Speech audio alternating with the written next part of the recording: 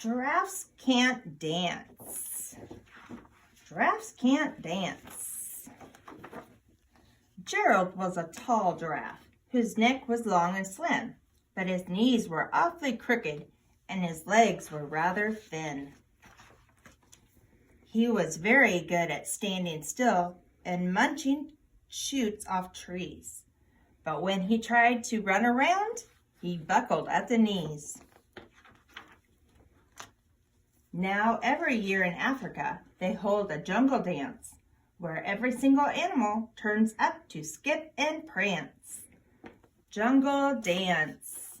And this year, when the day arrived, poor Gerald felt so sad because when it came to dancing, he was very bad.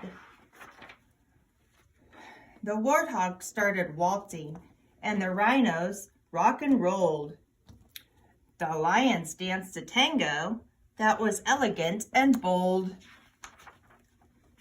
The chimps did a cha-cha with a very Latin feel. And the 8 baboons then teamed up for a splendid Scottish reel. Gerald swallowed bravely as he walked toward the floor, but the lions saw him coming, and they soon began to roar. "Hey, look at that clumsy Gerald," the animals all sneered. "Giraffes can't dance, you silly fool." "Oh, Gerald, you're so weird." Gerald simply froze. He was rooted at the spot. "They're right," he thought. "I'm useless. Oh, I feel like such a clot." So he crept off from the dance floor and started walking home. He'd never felt so sad before, so sad and all alone. Then he found a little clearing, and he looked up at the sky. "The moon can be so beautiful," he whispered with a sigh. "Excuse me," coughed a cricket who'd seen Gerald earlier on, "but sometimes when you just need a different song. Listen to the swaying grass and listen to the trees. To me, the sweetest music is the branches in the breeze. So imagine that lovely moon is playing just for you. Everything makes music if you really want it to."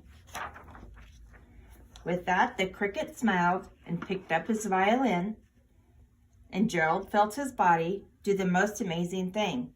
His hooves had started shuffling, making circles in the ground. His neck was gently swaying, and his tail was swishing all around. He threw his arms out sideways, and he swung them everywhere. Then he did a backward somersault and leapt up in the air. Gerald felt so wonderful. His mouth was open wide. "I'm dancing!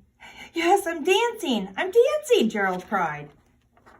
One by one, each animal who'd been there at the dance arrived when Gerald boogied on and watched him quite entranced.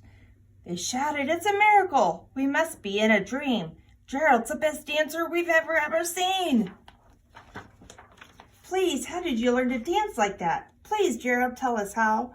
But Gerald simply twirled around and finished with a bow.